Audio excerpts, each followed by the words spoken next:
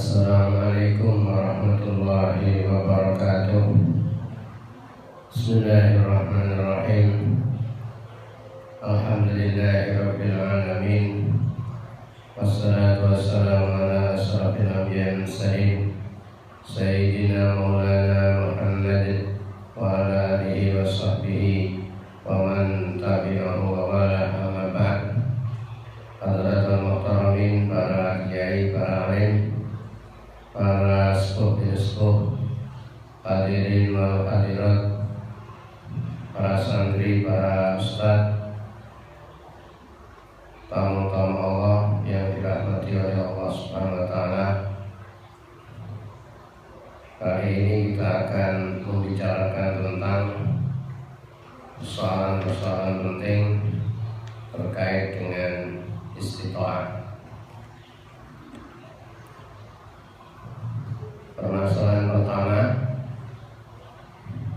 fa'idatun as-sabiyyu tuktabu lahu kullul ibadat allati yaf'aluha wa la yuktabu alaihi maksiyatun. Hajinya anak kecil itu apabila dilakukan itu hajinya sah, dan seluruh ibadah yang dikerjakan selama musim haji, selama rangkaian peribadatan haji, itu dicatat oleh Allah Subhanahu wa taala yang akan mendapatkan pahala. Tetapi wala yuktabu alaihi maksiyatun, apabila anak kecil ini melakukan kejahatan tetapi tidak ditulis maksiat yang dilakukan oleh anak kecil. Hadirin Allah. Yang kedua, persoalan yang kedua, indahu malun yakhudju bih. Seandainya ada seseorang mempunyai harta, dia bisa haji dengan harta itu, tetapi wa huwa muhtajin ilan nikah, dia butuh untuk nikah, dia butuh untuk kawin. Wa khaifun minal anak, dia punya harta, butuh untuk kawin, dalam kondisi dia takut zina. Mana yang didahulukan, haji apa kawinnya? Fahal yuqaddamu al-hajju awin nikah, apakah harus didahulukan hajinya, dia harus haji, uang itu digunakan untuk haji atau digunakan untuk nikah? Alladzi alaihil ashab wa huwal afdal taqdimun nikah. Menurut pendapat Ashabus Syafi'i, yaitu yang paling afdal, kalau yang pendapat yang lebih utama, dia harus mendahulukan nikah, karena dalam situasi dia sudah takut untuk zina. Sedangkan persoalan hajinya wastiqrarul haji fi dhimmati, tetapi dia punya tanggungan, masih punya tanggungan haji, karena liwujubihi ala tarafi, kewajiban haji itu tidak harus seketika, tapi boleh dikerjakan secara tarafi, engko nanti itu boleh. Persoalan yang ketiga, yajibul hajju alal khuntal muskil al balik. Orang waria, orang wandu,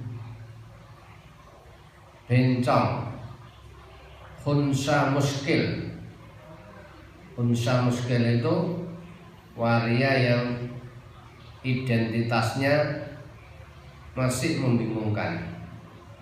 Dikatakan membingungkan itu dia punya dua alat kelamin, kelamin laki-laki atau sekaligus kelamin perempuan, atau tidak punya alat kelamin sama sekali, baik alat kelamin laki-laki maupun alat kelamin wanita, tidak ada sama sekali, hanya bolongan kecil saja, sekedar untuk mengeluarkan kotoran, kencing maupun kotoran.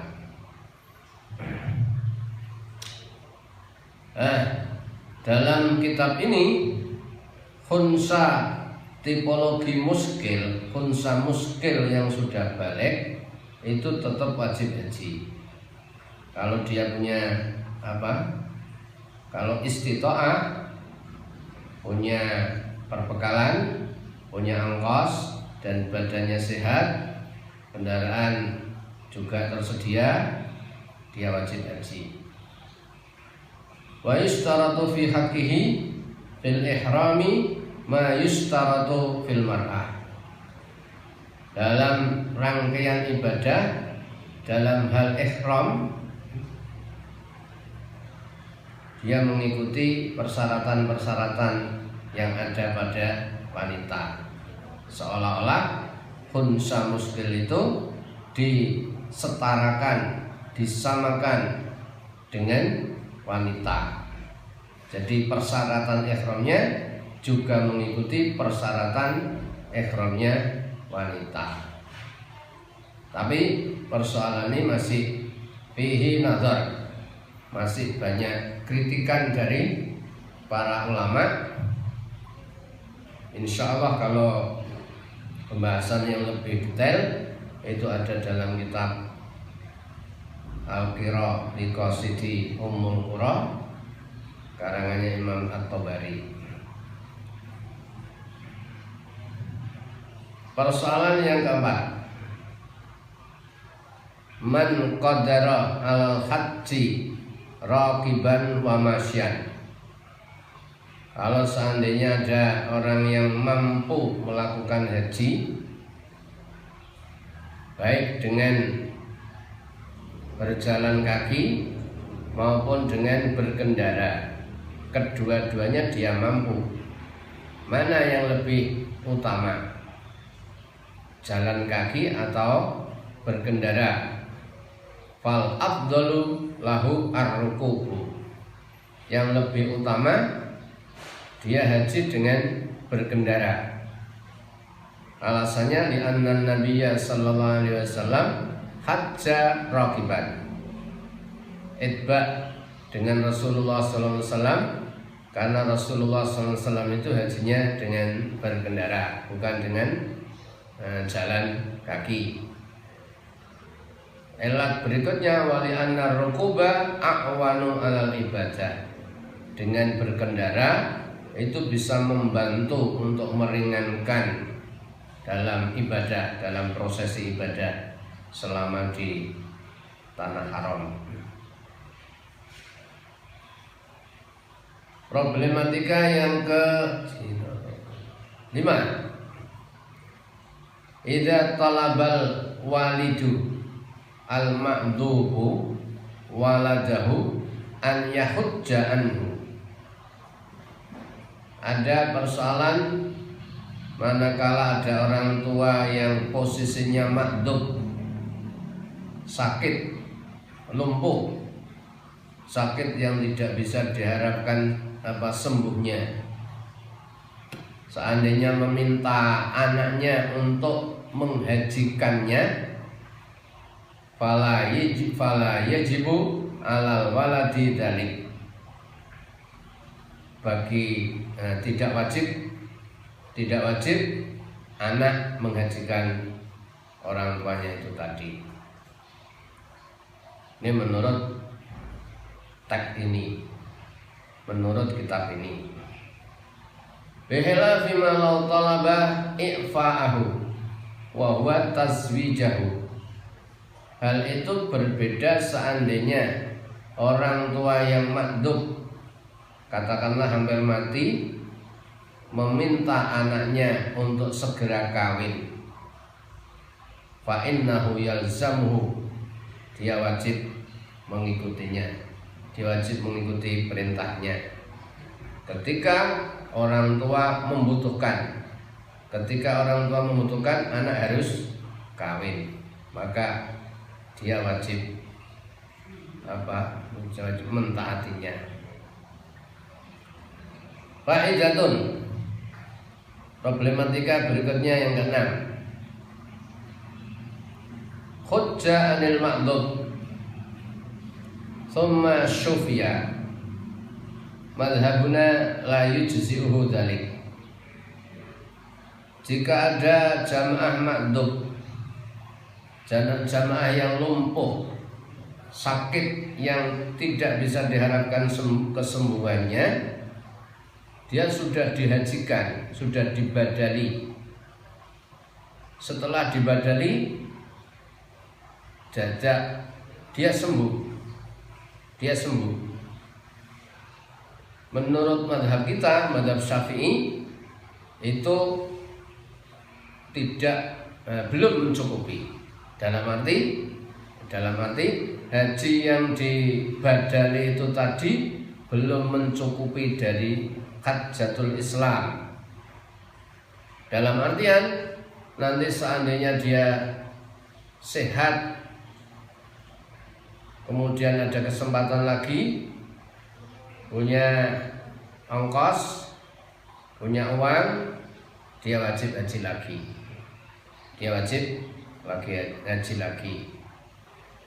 Tapi menurut Imam Ahmad, waqala Ahmadu rahimahullah, dalam kasus itu yujzi'u wala yajibu alaihi i'adatu.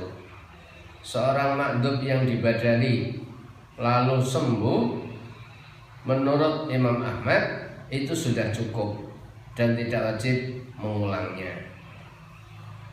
Nah, kasus seperti ini itu pernah terjadi.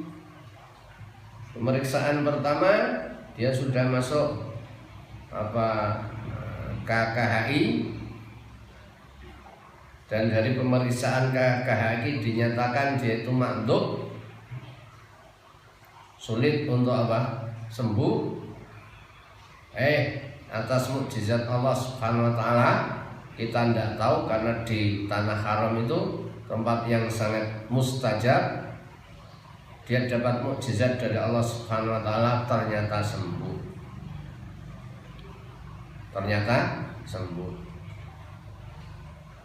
Nah, ini menurut Imam Ahmad, wis kadung dibadali, menurut Imam Ahmad sudah cukup dan dia tidak wajib i'adah, tidak wajib mengulang kembali. Kadang juga satu saat ada yang menuntut, jamaah menuntut kepada pemerintah. Pada saat dia dibadali, selesai haji, dia sudah sembuh. Dia tahu bahwa hajinya sudah dibadali. Ini kita ambil pendapat Imam Ahmad yang paling maslahah, kita tenangkan jiwanya bahwa orang makdub yang sudah kadung dibadali dan kemudian sembuh, itu menurut Imam Ahmad sudah dianggap sah, sudah dianggap cukup dan tidak wajib mengulang kembali.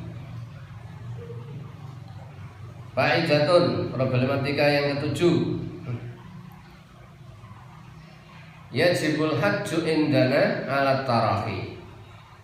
Bagi kita madhab Syafi'iyah, kewajiban haji itu dilakukan secara tarahi, tidak harus seketika. Engko masih boleh. Tetapi ada catatan, fa'in akharahu, dia harus berazam. Kalau seandainya tahun ini tidak memungkinkan, sudahlah nanti saya haji nunggu bersama dengan istri saya, itu boleh. Tapi harus ada azam untuk mengakhirkan tadi. Ada catatan fa'in akharahu hatta mata kana asyan. Kalau dia mengakhirkan haji, menunda-nunda haji sampai dia mati, dia dianggap berdosa, dianggap maksiat. Wa innama jazat ta'khir, kebolehan dia mengakhirkan haji itu dengan syarat bisyarti salamatil afiyah, dengan catatan badannya masih tetap sehat, masih tetap utuh, masih tetap bugar, itu boleh. Sebagaimana kadar bil muallimi litilmidi, guru itu boleh memukul muridnya, kiai boleh memukul santrinya dengan catatan masih utuh, masih sehat. Kalau sampai mukulnya itu sampai parah, sampai mencederai anggota tubuh, itu yang haram.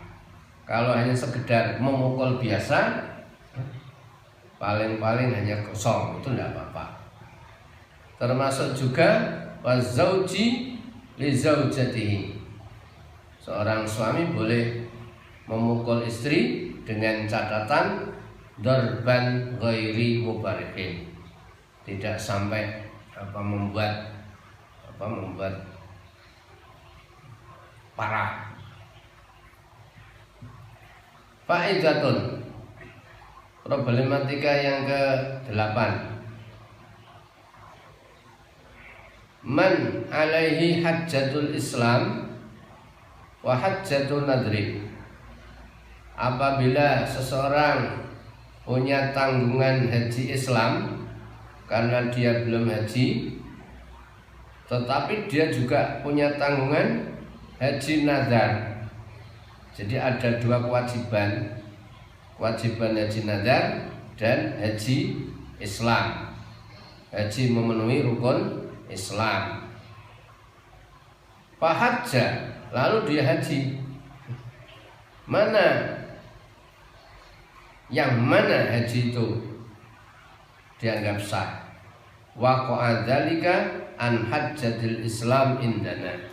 Menurut kita ulama Syafi'iyah, meskipun dia punya tanggungan haji nazar dan haji Islam, maka ini waqa'a,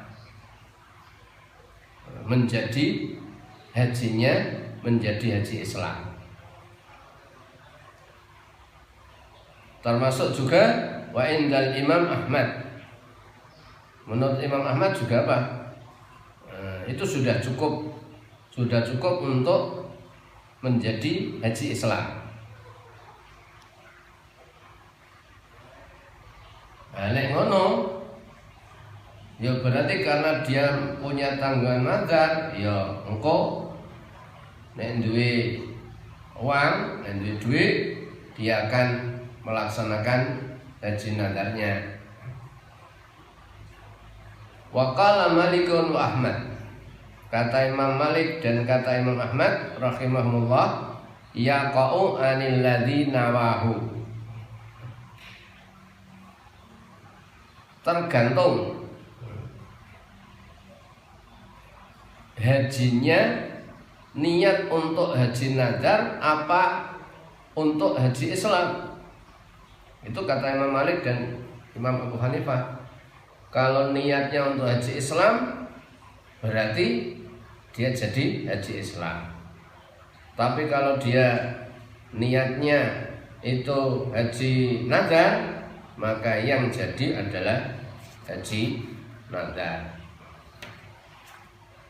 Fa'idatun, problematika yang ke-9. Ahramal ajir lil mustajir. Seorang ajir Ajir itu semacam orang yang diburui untuk menghajikan. Akhramal ajiru lil mustajir. Jadi kalau umpama saya yang menugasi seseorang, berarti saya itu namanya mustajir. Terus yang melakukan haji itu namanya ajir. Kalau seandainya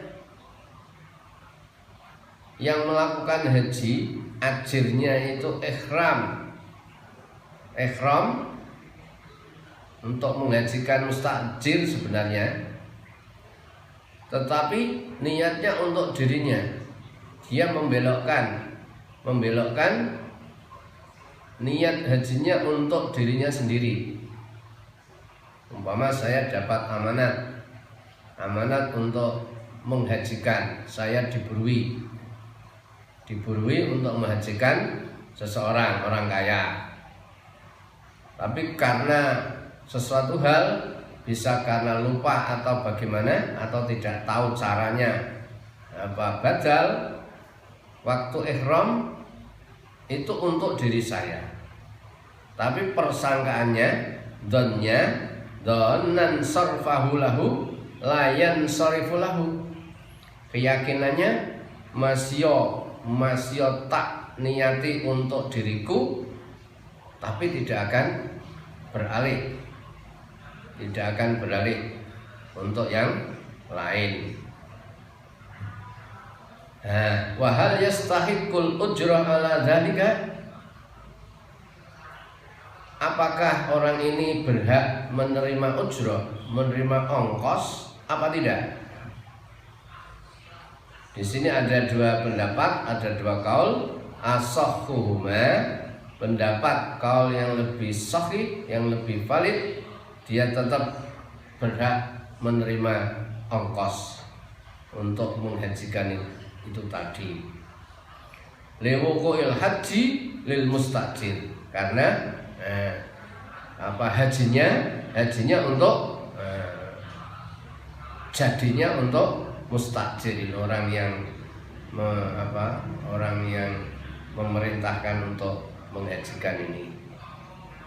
Faidatun, kita masih ada banyak persoalan. Sampai di sini saja. Kita akan membahas persoalan berikutnya di lain kesempatan. Demikian, mudah-mudahan bermanfaat. Hadanallahu wa iyyakum lima yuhibbu wa yarda. Wassalamualaikum warahmatullahi wabarakatuh.